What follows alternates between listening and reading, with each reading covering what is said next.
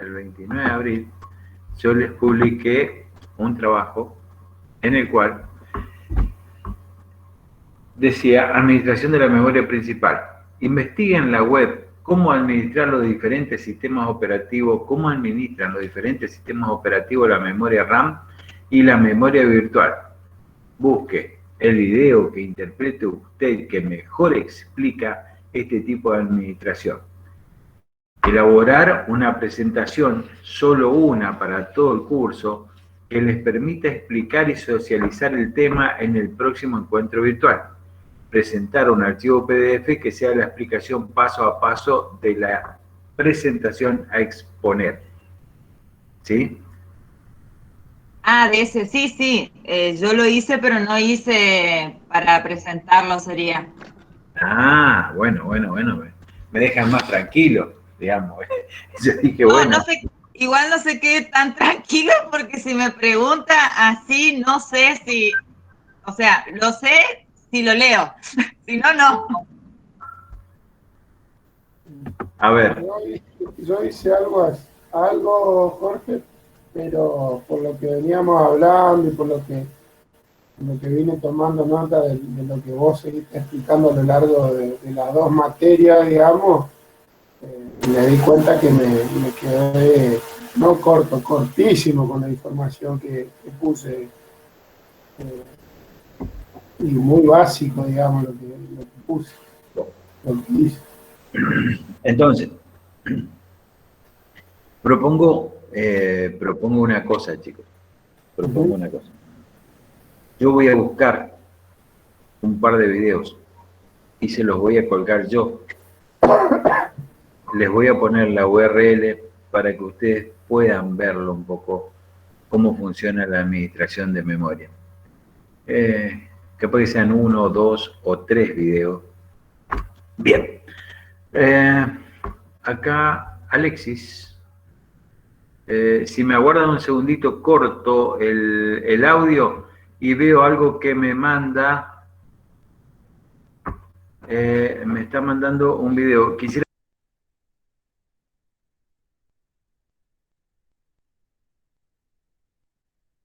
Quiero mirarlo un ratito en silencio, me aguardan un segundito y ya vuelvo con ustedes.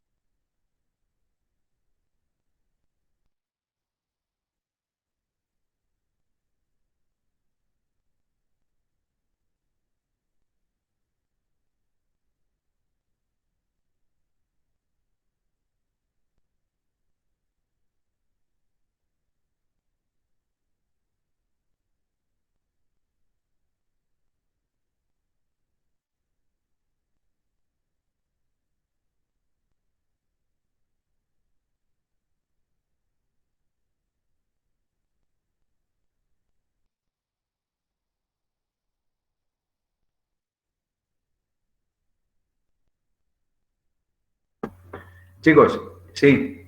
Sí, te digo, este es el video tradicional con el cual manejamos este tipo de cosas. Yo no sé si todos lo tienen o todos lo vieron. A ver, lo que podría hacer es yo acá es reproducirlo, lo vemos todo y después nos sentamos a discutir un poco sobre el tema. A lo mejor ustedes ya lo vieron, no lo sé. ¿Quieren que yo lo reproduzca acá y después lo charlamos entre todos? Para cerrar ya un poco. Sí, profe. Dale. Un segundito. Comparto pantalla. Hola.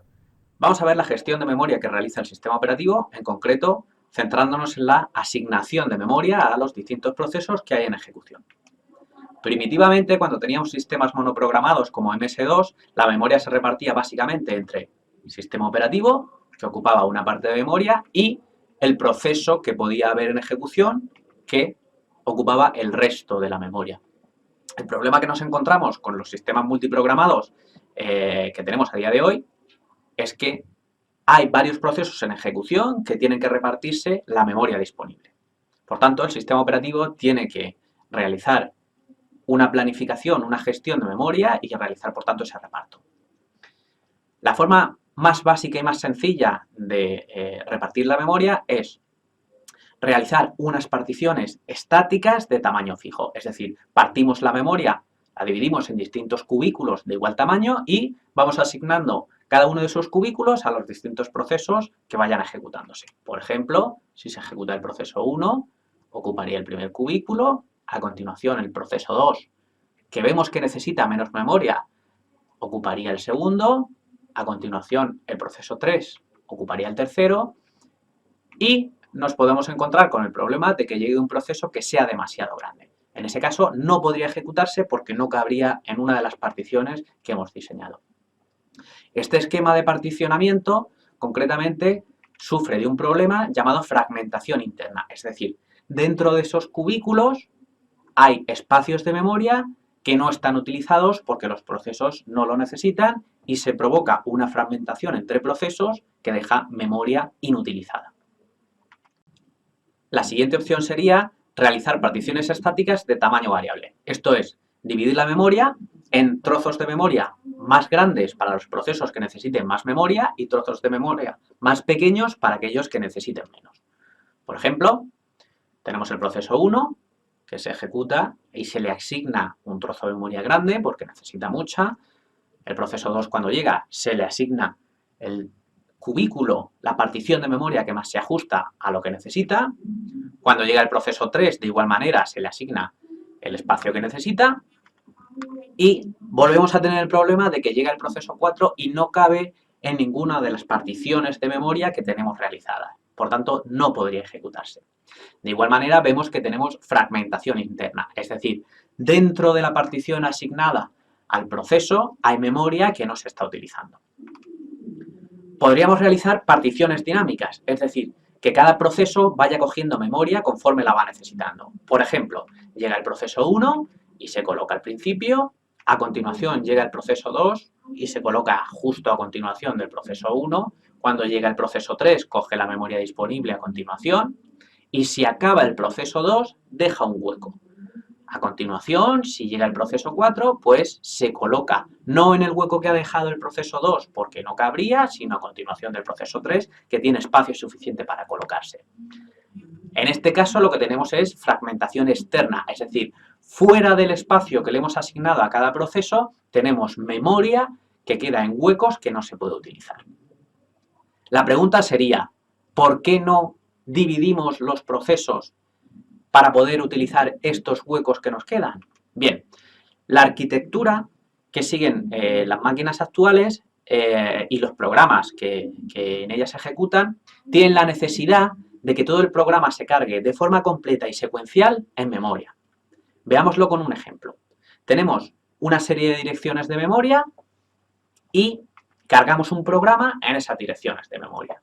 Cuando vamos a ejecutarlo, el registro contador de programa de la CPU se establece a la primera instrucción, en este caso sería la instrucción, la posición de memoria 0F810000 y ejecutaría esa instrucción. A continuación, el contador de programa se incrementa en 1, se establece a la siguiente posición de memoria y ejecuta la siguiente instrucción. Y así, secuencialmente, con todas las instrucciones que componen el programa. Bien, supongamos ahora que nos encontramos la memoria con un programa que ya está cargado, un fragmento, dos posiciones de memoria que ya están ocupadas y lo que hacemos es dividir nuestro programa. Ponemos parte encima y parte a continuación. Si establecemos el contador de programa a la primera instrucción, pues ejecutaría la primera el procesador, se incrementaría, pasaría a ejecutar la siguiente, se volvería a incrementar y en este caso nos encontramos con que estaríamos ejecutando la siguiente instrucción que no pertenece a nuestro programa, sin embargo está colocada de forma secuencial la siguiente dentro de la memoria. Por tanto, vemos que es un inconveniente, un problema, el separar el programa de memoria y que, por tanto, tiene que estar secuencial. Para solucionar esto, surge una tecnología llamada paginación. Bien, para explicar la paginación vamos a verlo con un ejemplo muy sencillo. Imaginemos unas páginas que tienen un texto. Si nosotros numeramos esas páginas y además numeramos las distintas líneas que tienen esas páginas, podríamos acceder sencillamente a cualquiera de ellas a través del número de página y el desplazamiento dentro de la página, es decir, el número de línea. De igual manera, podríamos almacenarlas desordenadas y sencillamente podríamos acceder a una página y un desplazamiento dentro de esa página sabiendo el número de página y sabiendo el desplazamiento. El inconveniente es que tendríamos que buscar dentro de esas páginas, pero siempre podemos acelerar esa búsqueda si tenemos una tabla de páginas en la que almacenamos el orden. Bien, pues esa es exactamente la idea de la paginación. Lo que vamos a hacer es dividir nuestra memoria en páginas que vamos a numerar y además en las cuales vamos a tener un desplazamiento. Es decir, las páginas de memoria van a tener un tamaño considerable y nos vamos a poder desplazar dentro de esas páginas. De manera que en memoria física, en la memoria real, vamos a poder guardar esas páginas en lo que se conoce como marcos de páginas, que es el equivalente a la página, pero estando en memoria física y van a poder estar desordenados. Bien, en este ejemplo de aquí, pues vemos que tenemos una dirección de memoria virtual, lo que serían las páginas, y una serie de direcciones de memoria física que están divididas en marcos de página. Es decir, un marco de página se compone de un conjunto de direcciones de memoria física, es decir, abarca varias direcciones. Un ejemplo muy típico son 64K. Bien. Vemos que nuestra dirección de memoria virtual, nuestra referencia, se divide en dos. La primera parte referente a la página y la segunda parte referente al desplazamiento o también conocido como offset. Si cogemos la página y nos vamos a nuestra tabla de páginas, en este caso manejada por una unidad que se conoce como MMU, es decir, unidad de manejo de memoria, tenemos una equivalencia de esa página, en concreto, en qué marco de página, es decir, en memoria física, exactamente dónde está. Pues con esa traducción, con ese marco de página y con el desplazamiento, formamos la dirección física, la dirección real, ya no virtual, sino real, de dónde está nuestra página en memoria física. Y por tanto, podemos ir a memoria y acceder exactamente a esa referencia con ese desplazamiento. Es decir, la idea es que tenemos páginas y marcos de página que son equivalentes, páginas en memoria virtual, marcos en memoria física, memoria real, de manera que podemos tenerlas desordenadas. Nuestro programa va a poder estar desordenado y ocupar esos huecos que antes quedaban vacíos en el caso de las particiones estáticas o las particiones dinámicas. Bien, el problema de la paginación es que en realidad tenemos que realizar dos accesos a memoria. Uno para consultar la tabla de páginas que reside en memoria y otro para consultar realmente la dirección de memoria que queremos consultar. Para paliar ese problema surge lo que se conoce como TLB, que no es más que un buffer de traducción de direcciones. Es decir, una pequeña memoria más cercana al procesador que almacena todas esas traducciones de manera que no tenemos que realizar siempre dos accesos a memoria, solo cuando esa traducción no esté en el buffer. Por tanto, a la hora de realizar esa traducción, primero se consulta el TLB y en caso de que no haya fallo, es decir, hay un acierto, esa traducción ya se encuentra en el TLB, la traducción la tendríamos directamente a través de este pequeño buffer, de esta pequeña memoria. Sería muy rápida. En caso contrario, tendríamos que ir a la tabla de páginas para obtener esa dirección, con lo cual sería un poco más lento. Pero el rendimiento, desde luego, mejora mucho y, por supuesto, nos beneficiamos de la tecnología de paginación. Además, la paginación se suele utilizar con lo que se llama memoria virtual. La memoria virtual nos permite no realizar la carga de todo el programa en memoria, es decir, cargar solo las partes que necesitamos y además nos permite tener un espacio de direcciones mucho mayor. ¿Cómo se consigue esto? Pues básicamente lo que vamos a hacer es tener nuestra memoria principal y una extensión que va a ser nuestro almacenamiento, nuestra memoria secundaria, es decir, el disco.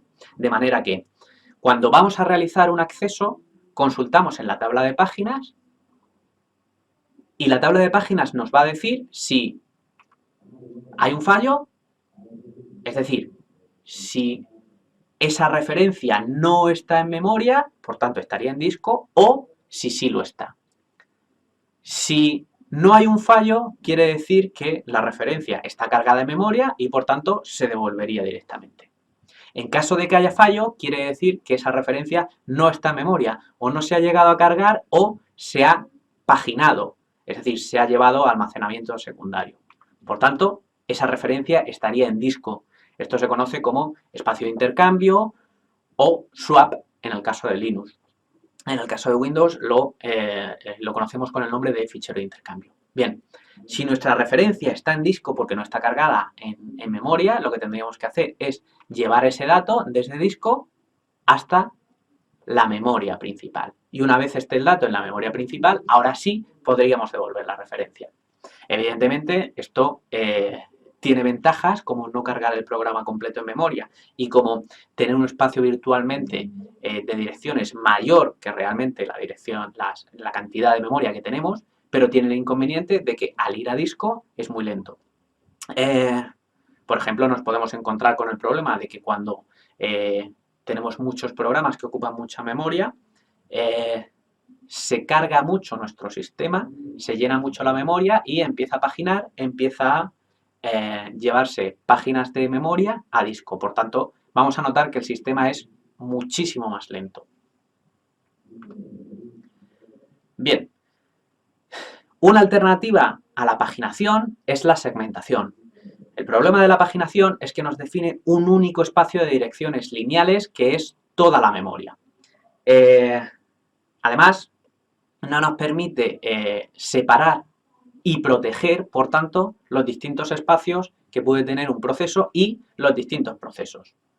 Por ejemplo, un programa en C típico está dividido en distintos segmentos, como puede ser la pila o como puede ser el montón, que son espacios que además crecen dinámicamente. Es decir, cuando se requiere más memoria, pues van cogiendo más memoria de forma dinámica. Si nosotros trasladamos esta idea a la gestión de memoria, pues vamos a tener que nuestra memoria se va a dividir en distintos segmentos que además van a ser de distintos tamaños. Es decir, la principal diferencia entre la paginación y la segmentación es que en la paginación la memoria se divide de forma estática en marcos de página, mientras que la segmentación coge segmentos de tamaño variable, es decir, trozos de memoria de distinto tamaño. Esto además nos va a permitir proteger los programas unos de otros porque la implementación que tiene la segmentación difiere de la paginación. Nuestra dirección de memoria se divide de igual manera en dos partes. Por un lado, el segmento, la dirección del segmento, y por otro lado, el desplazamiento dentro del segmento. Bien, con el segmento nos vamos a la tabla de segmentos, el equivalente a la tabla de páginas, y nos encontramos que con el número de segmentos vamos a tener una referencia base, que va a ser la que nos diga dónde empieza nuestro segmento en memoria, es decir, el límite inferior, y un segundo número que va a ser el límite superior. Con ese límite superior y con el desplazamiento nos vamos a la unidad de memoria, a la MMU, que va a realizar la comprobación de si el desplazamiento es mayor que el límite. Es decir, si estoy intentando acceder más allá del espacio de memoria que tengo asignado. En cuyo caso me va a dar un error, el típico fallo de segmentación que nos encontramos en determinados programas. Si no ocurre ese error, es decir, si no intento acceder más allá del espacio que tengo asignado en el segmento, pues efectivamente me va a devolver una dirección física real que va a ser la dirección de la referencia de memoria que tengo. Además, la segmentación se suele utilizar con paginación, es decir, el esquema que nos encontramos, por ejemplo, en los procesadores Intel es que tienen segmentación, es decir, segmentos separados para los distintos programas y distintos procesos, y además esos segmentos se paginan.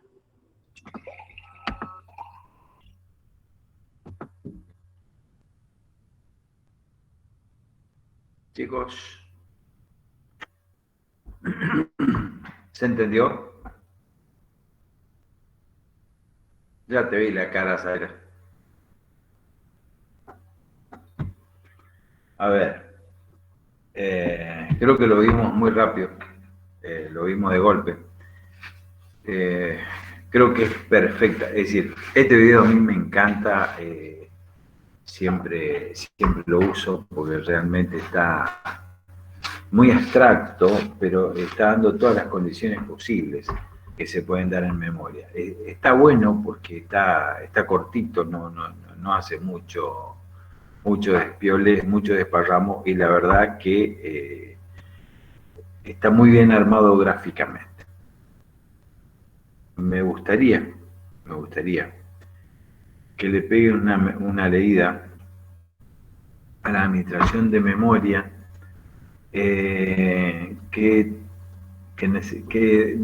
a ver, ustedes tienen el libro de sistemas operativos, ¿sí?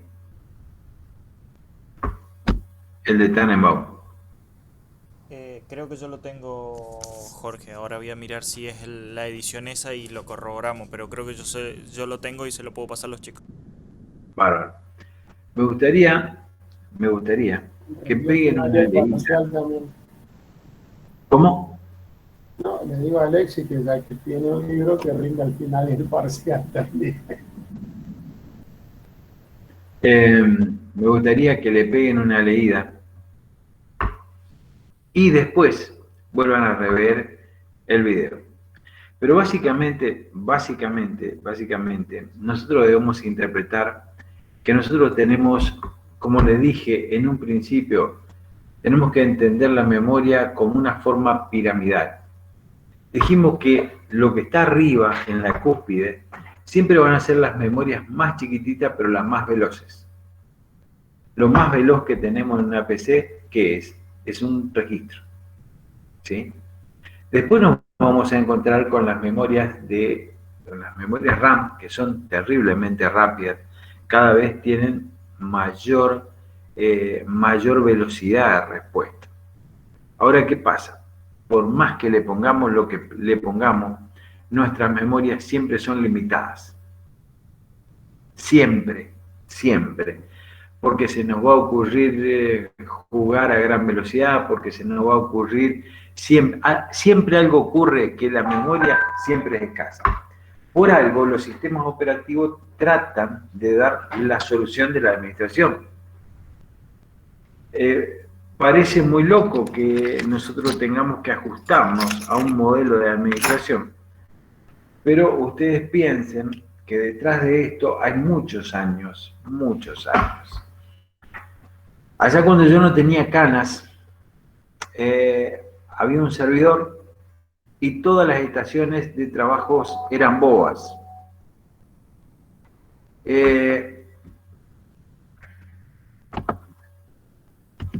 Fíjense si ustedes pueden googlear eso que está ahí.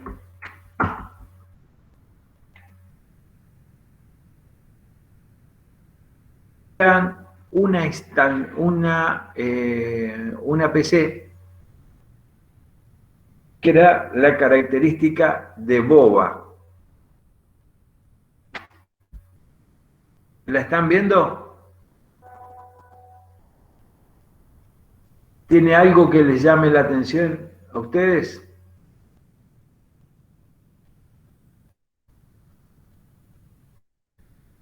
Esa PC, en realidad, era una interfaz de entrada por el teclado y una interfaz de salida por el monitor.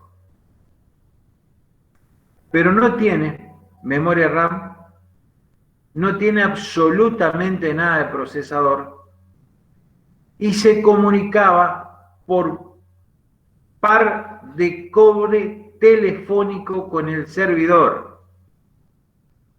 No dije en ningún momento par trenzado recubierto, que es el UTP. Estoy hablando de cable telefónico. Y necesitábamos solo 4 cables. ¿Sí? 4 cables telefónicos para utilizar esto. Máximo de conexión, 60 metros. La hacíamos llegar a 110 metros. Y había, yo no sé si lo van a encontrar,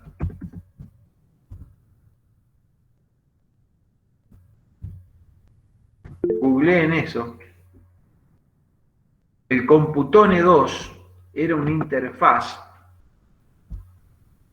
que nos permitía vincular todas las PCs Computone IntelliPort. No puedo creer que... Mirá, hay uno hasta el Mercado Libre. Vos sabés que yo tengo uno también en mi casa. ¿Lo encontraron?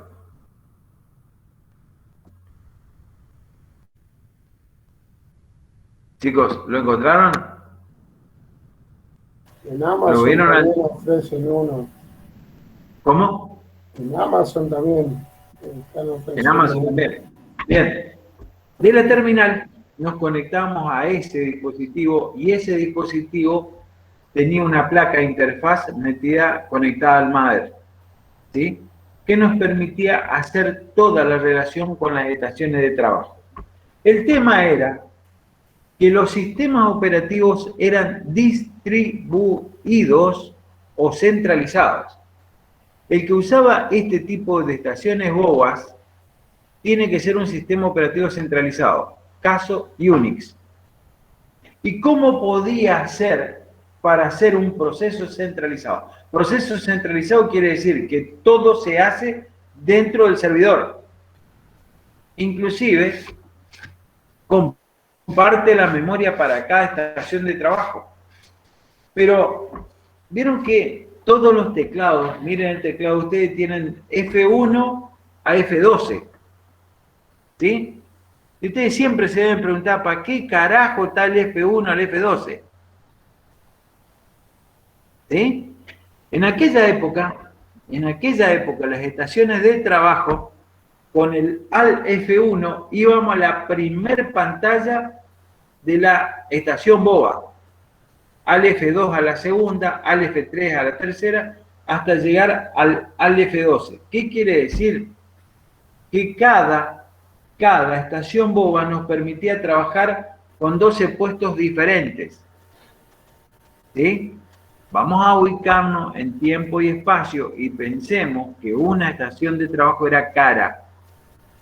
¿Sí?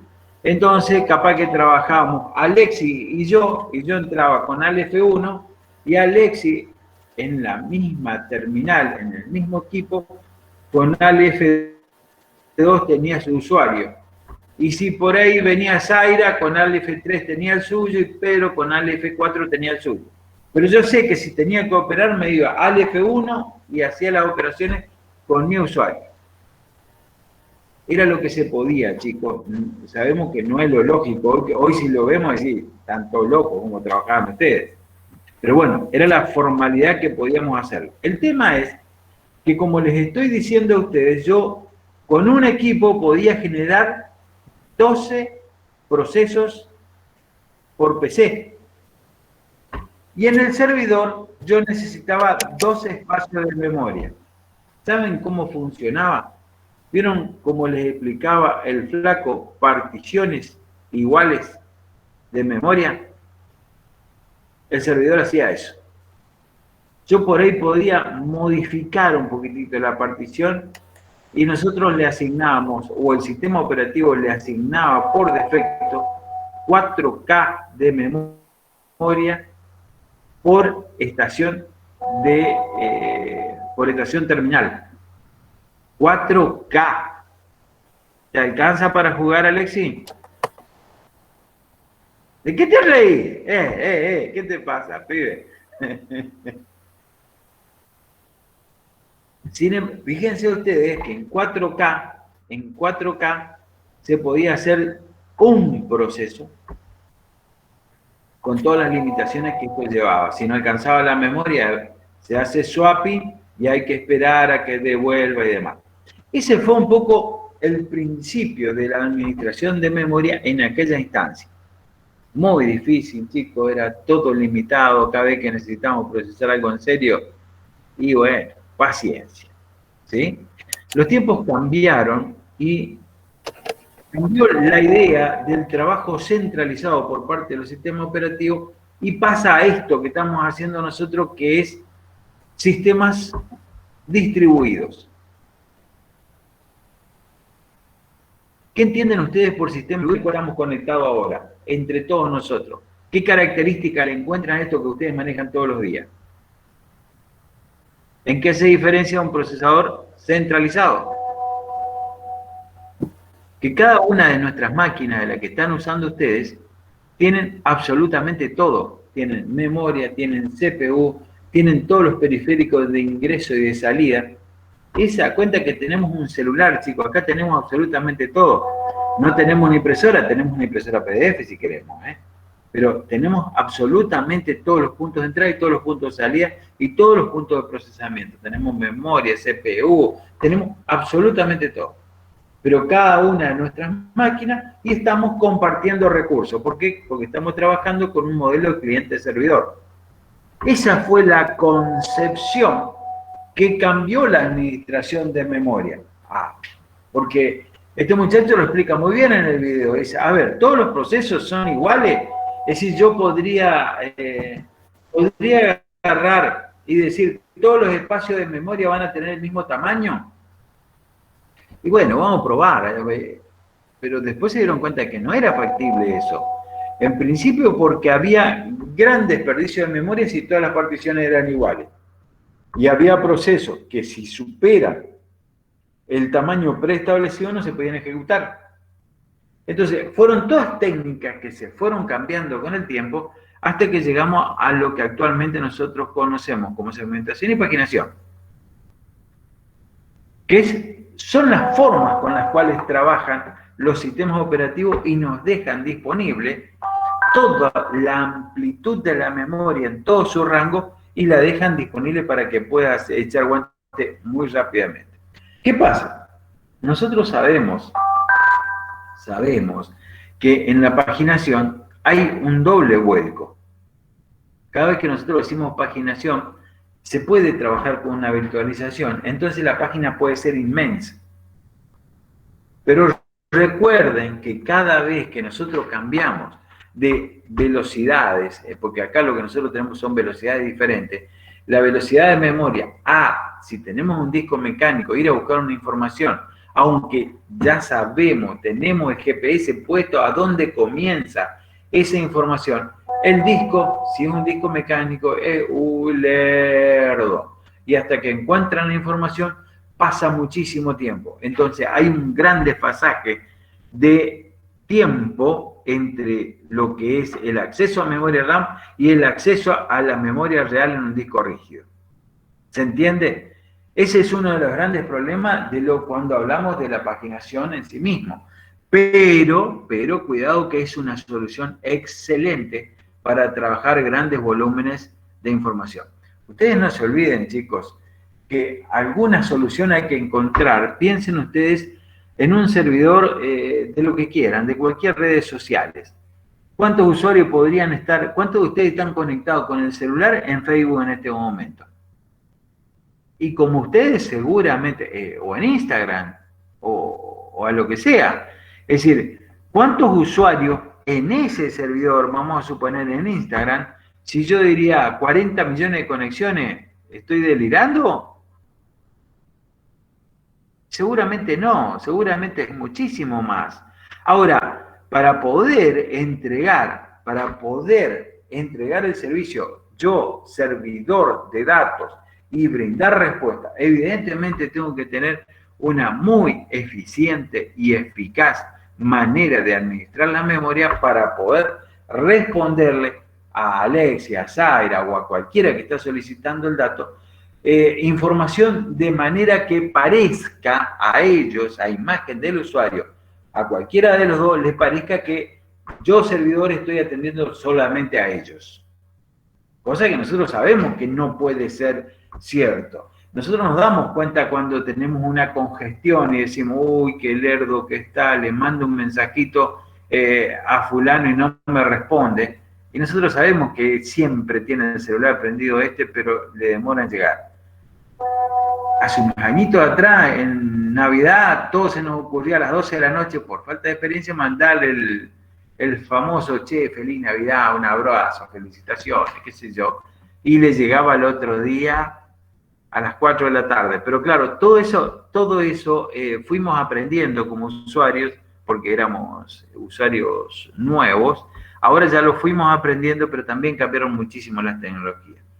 Ustedes piensen que de todo esto que nosotros estamos hablando, de comunicación y qué sé yo, estamos hablando de 1980 para hablar del modelo referencial OSI, pero estamos hablando de TCP/IP de entre el 60 y el 70. Y se comienza a trabajar en serio a partir del 2000 en adelante con la aparición de Internet a una velocidad y a un ritmo que hoy, en 20 años, tenemos lo que tenemos de Internet y decimos, wow, ¿hasta dónde más puede ir esto? Seguramente va a tener un crecimiento muy amplio de acá en más, pero evidentemente todo va a crecer. Por lo tanto, la administración de memoria tiene que seguir cambiando, tiene que seguir evolucionando. Fíjense que ya se están trabajando y se han hecho muchísimos experimentos, inclusive de almacenamiento tipo memoria, en todo lo que sea proteína animal. Usted dice, uy, qué loco que están. Y sí, pero tratan de hacer experimentos de absolutamente todo lo que se les ocurra para tratar de almacenar información en poco espacio y que sea de rápido acceso. Ustedes piensen que nosotros almacenamos información solo en dos posiciones, ceros y unos, ¿sí? Ustedes se imaginan si pudiésemos guardar información con 4 bases en lugar de 0 y 1 solamente, ¿cómo se reducirían los espacios y cuánto podríamos almacenar en ganancia en tiempo? Estas son las cosas que tenemos que pensar, porque seguramente las nuevas generaciones de memoria van a cambiar drásticamente, porque las necesitamos mucho más amplias. Pero también los sistemas operativos, ustedes no se olviden que ¿cuál va a ser la nueva generación de informática, de computadoras que se vienen ahora? Alexis, ¿cuál va a ser la próxima? A este ritmo, Jorge, ya no sé ni qué es lo que va a seguir porque cambia constantemente y va para todos lados, pero no sé. Yo deduzco que ahora va a ir a un montonazo de procesadores como para arrancar y O sea que probablemente las memorias RAM que decían que yo iba a cambiar, iban a venir integradas ahora. O sea que yo estoy convencido de que nosotros vamos a una computadora cuántica. El gran tema de esto es que todos los experimentos, hasta donde yo los conozco, de la poca información que hay, el gran problema que tienen todas las computadoras cuánticas que están funcionando en este momento tienen el gran problema de la temperatura. Y están todas trabajando en laboratorio. Pero, es decir, a mí no me alcanza, hasta que no vea una de esas máquinas funcionando. La dimensión que tiene esto es tan superior a todo lo que conocemos, que realmente es admirable lo que se podría llegar a hacer. Te digo, yo ni siquiera la puedo dimensionar, no la puedo dimensionar a lo que es. No sé cuánto tiempo llevará, si 3, 5, 10 años, pero no creo que pase más de eso, para que comiencen a trabajar al menos en modelos servidores. No sé cuánto se puede minimizar ese tipo de dispositivo con los materiales conocidos. Cuidado, que siempre estoy hablando de materiales conocidos. Vos sabés lo que es el diseño de materiales. Nosotros cuando vemos un chip de los primeros procesadores allá de un 8086 y miramos el de, qué sé yo, de un i9 y decimos, ¿cómo hicieron para meter tamaña cantidad de cosas dentro de un pedacito de 1 por 1? ¿Cuánto tiene de grande en este momento tu procesador desde afuera? La pastilla. Es minúsculo, Jorge, la verdad que no. Pero ¿alcanza 1 centímetro por 1 centímetro? Creo que ni eso alcanza. ¿El grosor o en qué sentido lo decís, Jorge? El ancho. No el espesor de alto, el ancho. No, no, los procesadores tienen más o menos 2 centímetros y medio, 3 centímetros. Es el estándar, pero lo que pasa es que le siguen agregando componentes, tienen muchísimo más componentes que antes y cada vez son más minúsculos, pero el tamaño no cambia, sigue estando dentro del mismo tamaño. Fíjense que en la nanotecnología que se están moviendo, realmente es impresionante la cantidad y, digamos, es imposible pensar la cantidad de cosas que están puestas en un espacio tan reducido. Entonces, cuando nosotros decimos 2 centímetros de espacio, 2 centímetros por 2 centímetros, es una locura. Y sin embargo tenemos esta capacidad. Eso es lo que se ha logrado con esta tecnología. Ahora, cuando pasemos a la nanotecnología, la verdad, no sé qué es lo que realmente va a pasar con la computación cuántica en esto hasta que aparezca realmente dentro del mercado. Pero evidentemente va a ser un cambio grande también en todo lo que sea la informática. Chicos, cada vez que hay un cambio fuerte, que es de lo que yo les contaba a ustedes, los sistemas operativos trabajando en forma centralizada como Unix, diseñó un modelo de máquina como la Y60. Les digo la Y60 porque era la máquina que yo trabajé. Chicos, había cantidad de máquinas en esas condiciones que todas esas máquinas se llamaron estaciones terminales bobas. ¿Por qué? Porque es decir, desconectadas de su servidor, no servían absolutamente para nada. Para nada. En cambio, desde que pasamos a la otra tecnología, cada una de nuestras estaciones de trabajo tiene todo lo que necesitamos. Miren la CPU de la cual ustedes me están viendo a mí y tienen absolutamente todo. La mía tiene exactamente lo mismo. Puede tener un procesador más grande, memoria más grande, podrá tener mejor placa de video, podrá tener un monitor más grande, pero digamos, todas tienen lo que tienen que tener bajo el concepto de PC. Entonces, esa PC se está interconectando a través de un sistema operativo y todos los artilugios que existen de comunicaciones, bajo prácticamente un único protocolo de comunicación que es el TCP/IP. Prácticamente esa es la modalidad de trabajo que tenemos cuando nosotros hablamos de sistemas operativos y procesadores en línea en modo distribuido, que es un poco la convención que nosotros tenemos en este momento, por lo cual podemos estar trabajando sin ningún tipo de inconveniente. Por eso es que a mí me interesaba tanto el hecho que ustedes puedan entender cómo hacen los sistemas operativos y que vean todas las técnicas y todas las tramoyas que tuvo que hacer el sistema operativo para poder tener una buena administración de memoria. Antes, cuando aparecieron las primeras PC, no había ningún problema porque teníamos solo DOS. Entonces tenía la primera partición que se instalaba el sistema operativo y la segunda para hacer un solo proceso. ¿Por qué? Porque los sistemas operativos eran monousuario, monotarea. ¿Entienden? Entonces, ¿qué podía hacer? La tarea del sistema operativo y otra adicional que es cuando entra el usuario y se pone a trabajar. Ejecutar la segunda tarea, imposible. Pero claro, por un lado sale Microsoft y dice, bueno, yo creé una interfaz gráfica y con esa interfaz gráfica yo puedo permitir al usuario jugar al solitario y escuchar música al mismo tiempo.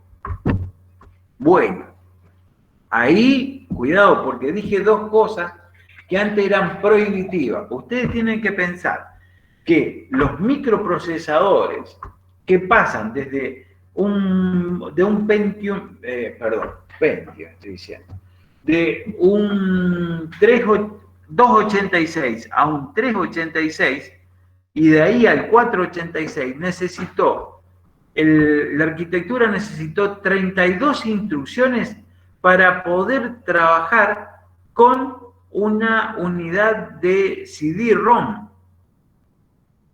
Fíjense lo que les estoy diciendo, solamente 32 instrucciones que permitía hacer un manejo tipo isla individual, el hecho de decir, reproduzco la música, pero me permite trabajar con un programa o hacer otro proceso indistinto y totalmente independiente de escuchar música. Porque si no, teníamos que llevar la radio y ponerla al lado de la computadora. En cambio, escuchar música de un CD, y fíjense, hoy lo vemos, che, qué pavada nos está contando Jorge, pero fíjense qué gran avance, eso fue todo un hito, un ícono, una bandera clavada, y de ahí hacia adelante fue otra historia en la informática. Pero ¿qué pasa? Nosotros nos venimos dando cuenta que todo esto, hay puntos que son muy grandes y que nos van marcando épocas. La otra muy grande fue entre el 90 y el 2000, que se desarrolló fundamentalmente la red LAN, que es la red dentro de la empresa o dentro de la casa.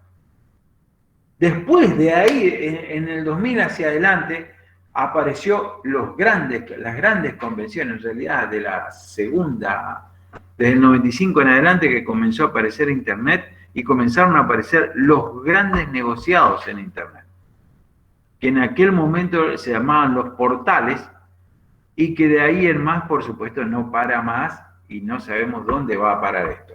Pero nosotros necesitamos de esa información que la tenemos vinculante. Y cada vez más necesitamos de la administración de memoria, porque yo no sé si alguno de ustedes ya está programando. ¿Vos, Alexis, estás programando?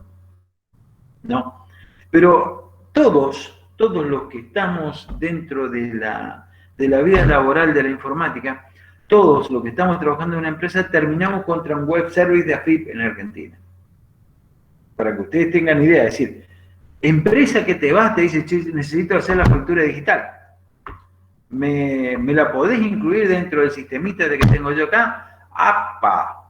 Pero para, ¿cómo trabaja aquello? Ah, sí, tiene un web service totalmente atendido, y que ahora, yo te digo, yo estoy trabajando con muchísimos web service dedicados a otra cosa, que de un día para el otro nos salieron con la idea de que trabajan todo bajo la nueva tecnología que se llama AP.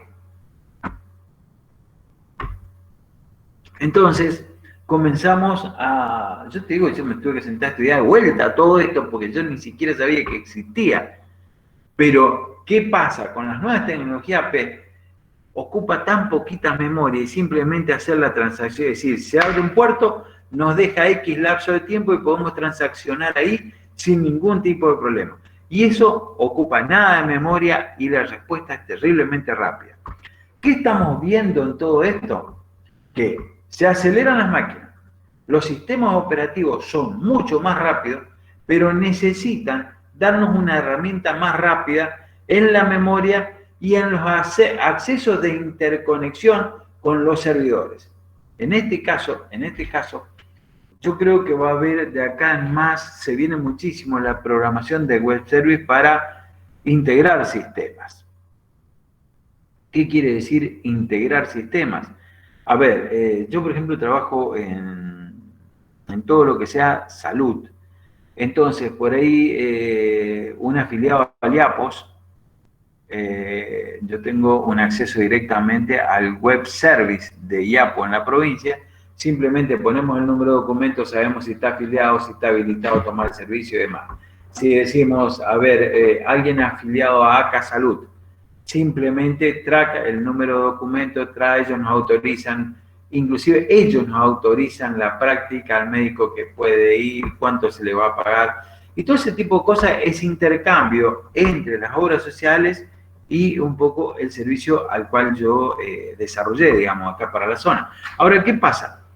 Todo esto, y en todos los sentidos, chicos, y en todos los sentidos, cada uno de los prestadores necesita hacer una factura, y todos terminan contra FIP. Es decir, todos comenzamos a trabajar contra web service. Porque antes pensábamos, sí, busco información en internet, pero ahora ya cambió la bocha, y necesitamos interrelacionarnos con las empresas. Fíjense que para pedir insumos médicos, por ejemplo, simplemente las droguerías nos abren su web service y nosotros entramos, track, y estamos transaccionando, es decir, pido esto, pido lo otro, me lo despachan desde Santa Fe o de Resistencia, donde carajo están, y para la tarde se lo tiene en la localidad. Pero todo ese tipo de cosas se hace a nivel web service, entre el service que tiene, el servicio web que tiene la empresa, y si te abren esa puerta, te dan las instrucciones, usuario y contraseña, y vos podés transaccionar con ellos. Vos le haces el pedido, ellos te responden, si tienen en existencia, ya te lo reservan, te lo embalan y te lo despachan. Que es muy parecido. ¿Ustedes se dieron cuenta de la eficiencia que tiene Mercado Libre en este momento? Yo compré una cosa el viernes de la semana pasada y la recibí, hoy es jueves, ayer a la mañana. Me sorprende, con todo el despelote de la pandemia y todo esto, lo rápido que transaccionan los muchachos. Pero evidentemente vos haces la compra con ellos, pero ellos ya tienen el web service abierto contra el que hace la logística. Y simplemente tomate lo entrego y despacharlo. Es increíble la velocidad que... Pero claro, todo está evolucionando en ese sentido, chicos. No podemos vender más. Sería muy loco que yo hoy tuviese la oportunidad y voy a abrir un almacén de ramos generales como eran allá en la época de mi abuelo y pongo un palenque afuera para que venga la gente a tal caballo. Es decir, no existe más, chicos, eso. Nosotros tenemos que ir al ritmo de cómo vienen las cosas. Cuando nosotros pensamos en cómo se mueven, por ejemplo, nuestras zonas de campo, acá viene, se levanta la cosecha, y ¿a quién se la entrega? Acá, bueno, hay cooperativas que son muy grandes, pero si habría que llevarlas a otro lugar, si habría que llevarla al puerto de Rosario o a Buenos Aires, ya las cosas en logística se complican demasiado. Entonces, hay formas de armar toda esa logística, pero siempre a través de web service. El hecho de decir, bueno, a ver, yo la puedo vender, bueno, está bien, a ver, yo manejo el tractor, Alexis, arreglame este problema y venderla, y él se va a quedar con mango, seguramente, porque él que va a hacer, va a gestionar a través de su sistema cuánto sale y va a tratar de conseguir el mejor mercado, porque yo gane más plata, total le comisiona. Siempre se va a quedar con el 1, el 2%, si él vende a 1.000 pesos más caro, él sabe que está ganando un 2% más. Entonces, todo eso hace a una vitalidad, pero es muy importante que estemos muy alerta a cómo funcionan los sistemas operativos y cómo nos vamos ayornando en todo lo que sea la administración de memoria. ¿Se entiende, chicos? ¿Dudas? Es interesantísimo. En la modalidad que Tandem aborda, en forma muy sencilla por ahí, pero creo que es solamente el aporte teórico, dentro del marco teórico, de lo que vimos en ese videíto que nos pasó Alexis hoy. Yo creo que vamos a necesitar un poquitito de lectura de Tannenbaum y después volver a rever individualmente estos videos que le van a aclarar muchísimo el panorama puntualmente de lo que es la administración de memoria. Jorge, la edición que yo tengo acá es la tercera, es esa, ¿no es cierto? Debería, fíjate, buscar el tema, abrir el libro y fíjate administración de memoria. Si está como comunidad, es ese.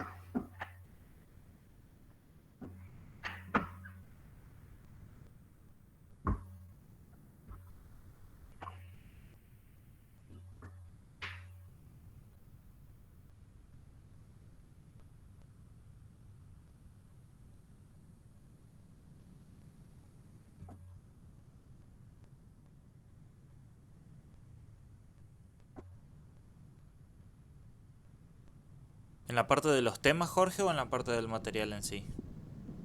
Fíjate en el índice. Uh-huh. En el índice. Como la unidad 3, administración de memoria. Uh-huh. En la página 175. Perfecto, está. Bien. Chicos, yo no quiero que se enloquezcan estudiando esto de memoria. Quiero y necesito que me acompañen entendiendo y comprendiendo los temas. ¿Sí?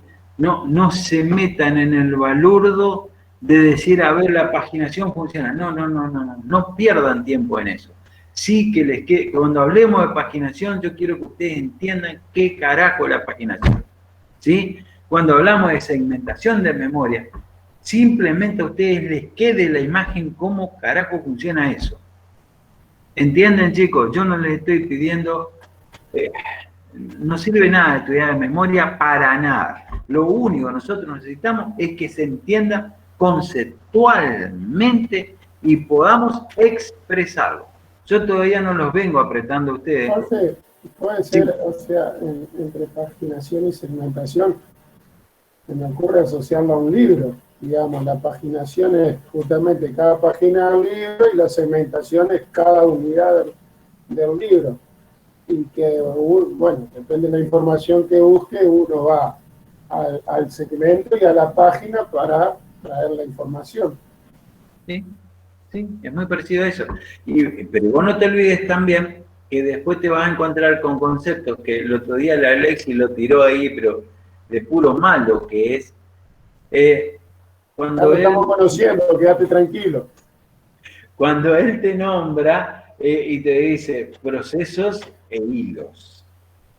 Cuando te tira un hilo, te está pateando a la mierda la memoria, perdón, las mujeres, pero realmente cuando tenés un hilo, vos estás ocupando un pedazo de memoria que se lo puede manejar de una forma u otra. Es decir, los sistemas operativos por ahí, ya que este desgraciado los manda al muere, nosotros sabemos que podemos tener inodos, que es una forma de administración de memoria, por ejemplo, de Unix o de Linux. Entonces, hay formas y tics muy puntuales que nos permiten interpretar cómo funciona. Ahora, yo lo que necesito de todo esto es decir, vamos a trabajar en un Linux. Mirá, Linux administra de esta forma. Si yo voy a trabajar en Windows 10, esto, es decir, la memoria se administra de esta forma. Si yo voy a trabajar en un servidor web, yo necesito que este servidor administre con esta configuración que yo la voy a arreglar a mano. ¿Se entiende? Entonces, es necesario e imprescindible que yo sepa lo que quiero hacer. Después, chicos, cuando ustedes quieran configurar algo en particular, les recuerdo que la única forma de aprender en ser informático es con el culo sobre la silla. Y es muchísimo tiempo practicando y teclando e investigando. Esa es la forma de aprender. Cuanto más tiempo el culo está sobre la silla y mayor cantidad de libros nos comamos, vamos a saber muchísimo más. La práctica es la forma. Si alguno me lo quiere discutir, no hay ningún tipo de problema. Pero vamos a charlar rato. El hombre llegó a la luna. Es así, lamentablemente es así, chicos. Es decir, yo por ahí veo que los chicos, ustedes que son más jóvenes, tienen condiciones muy innatas, porque muchos de ustedes ya son nacidos en esta era y se han criado con un celular y con la tecnología. Por supuesto, más grandes somos, más nos cuesta. Pero de todas formas, por ahí tienen el uso de saber usarlo, pero por ahí no conocemos la filosofía de los temas puntuales. Entonces, por eso es que yo le entro por el otro lado, porque no les voy a enseñar cómo se teclea, porque eso ya lo aprendieron de forma innata. ¿Alguna consulta, chicos? Así que vamos a ocupar esa dirección que nos tiró para que puedan rever un poquitito el video. Tienen la bibliografía y bueno, nos estaríamos encontrando el jueves de la semana que viene, pero ya vamos a entrar en un tema nuevo. Si alguien quiere recapitular y preguntar algo sobre este tema, pero ya lo vamos a dar por dado.